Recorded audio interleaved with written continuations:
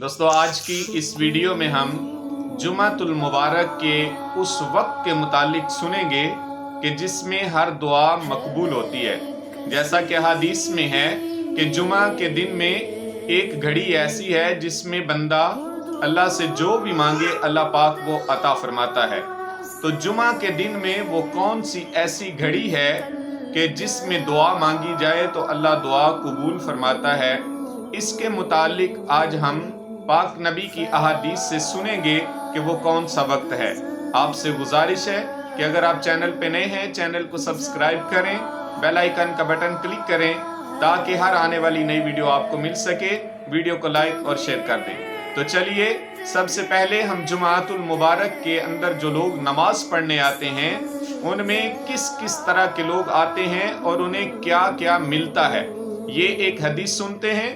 اس کے بعد پھر وہ احادیث سنیں گے جس میں جمعہ کے دن میں جو قبولیت کے وقت کی گھڑی کا ذکر ہے اس کے متعلق ہم سنیں گے۔ حضرت سیدنا عبداللہ بن عمر بن عاص رضی اللہ تعالیٰ عنہ سے روایت ہے، نبی پاک صلی اللہ علیہ وسلم نے فرمایا جمعہ کے دن 3 قسم کے لوگ نماز کے لیے حاضر ہوتے ہیں۔ ایک تو وہ شخص کہ جو آیا اور اس نے کوئی لغو یعنی فضول بات کی تو اس کے لیے تو وہی ہے جو اس نے کر لیا، جبکہ دوسری قسم کے وہ لوگ ہیں جو نماز پڑھنے کے لیے آتے ہیں اور وہ آ کے اپنے اللہ سے مانگتے ہیں۔ تو ایسے شخص نے اللہ کو پکارا، اب اللہ پاک کی مرضی ہے، چاہے تو اسے دے دے چاہے تو روک کے رکھے۔ جبکہ تیسری قسم کے ایسے لوگ ہیں، ایسا شخص ہے کہ جو نماز پڑھنے کے لیے آتا ہے تو وہ نہ تو کسی کی گردن پھلانگتا ہے نہ کسی کو تکلیف دیتا ہے، خاموشی کے ساتھ بیٹھ کے نماز ادا کرتا ہے۔ تو ایسے شخص کے لیے یہ جمعے کی نماز اگلے جمعہ تک اور مزید 3 دن یعنی 10 دنوں کے گناہوں کا کفارہ بنتی ہے۔ پھر اللہ کے نبی نے قرآن کی وہ آیت تلاوت کی، من جاء بالحسنۃ فلہ عشر امثالھا، یعنی جو کوئی ایک نیکی لے کے آئے گا اللہ پاک اس کو اس کی مثل 10 عطا فرمائے گا۔ تو کوشش کیجئے جمعہ پڑھنے جائیں تو ادب احترام کے ساتھ جہاں جگہ ملے بیٹھ کے جمعہ پڑھیے، لوگوں کی گردنیں مت پھلانگیے۔ اب چلیے سنتے ہیں کہ جمعہ کے دن میں وہ کون سی گھڑی ہے کہ جس میں دعائیں قبول ہوتی ہیں۔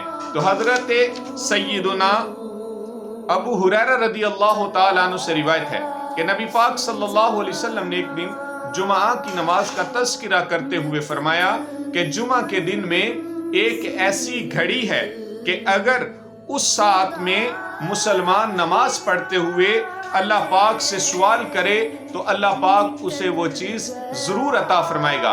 اور حضرت سیدنا ابو ہریرہ نے فرمایا کہ نبی پاک نے اس گھڑی کی کمی کی طرف اشارہ فرمایا۔ اب وہ گھڑی ہے کون سی؟ اس میں 2 باتیں ہیں، بلکہ 3 باتیں اس میں۔ ایک تو یہ ہے کہ طلوع فجر سے طلوع شمس تک، لیکن اس کے متعلق کوئی مضبوط دلیل نہیں ملتی۔ جبکہ دوسری بات یہ ہے کہ امام کے منبر پر بیٹھنے سے لے کے نماز جمعہ کے مکمل ہونے تک جو وقت ہے یہ وقت وہ قبولیت کی گھڑی کا وقت ہے۔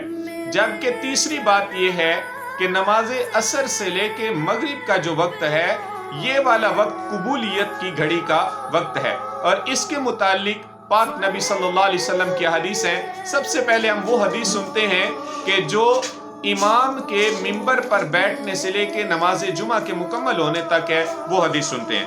تو حضرت سیدنا ابو موسیٰ اشعری رضی اللہ تعالیٰ عنہ سے یہ روایت مروی ہے جو کہ مسلم میں موجود ہے۔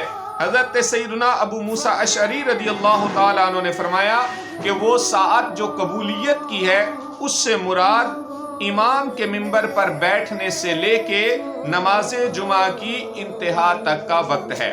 جبکہ جو بعض کہتے ہیں کہ نماز عصر سے لے کے نماز مغرب کا جو وقت ہے اس کے درمیانی وقت میں جو وقت ہے وہ قبولیت کی گھڑی کا وقت ہے۔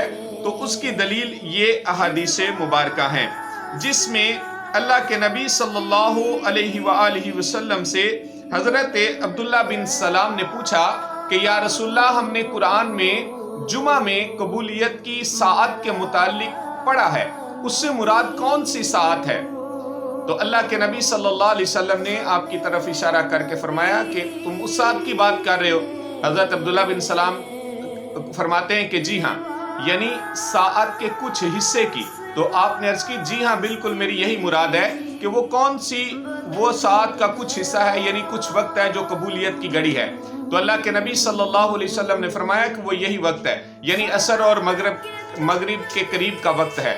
تو انہوں نے عرض کی کہ یا رسول اللہ یہ تو نماز کا وقت نہیں ہے. تو اللہ کے نبی صلی اللہ علیہ وسلم نے فرمایا کہ کیا تم نے نہیں سنا کہ جب کوئی ایک نماز پڑھ کے دوسری نماز کے انتظار میں بیٹھا ہوتا ہے تو گویا کہ وہ نماز میں ہی ہوتا ہے. بہرحال جمعہ کے دن میں جو قبولیت کی گھڑی کا وقت بیان کیا گیا ہے کہ اس وقت میں جو کوئی نماز پڑھتے اللہ سے دعا مانگے، جو بھی مانگے اللہ پاک اس کو عطا فرمائے گا.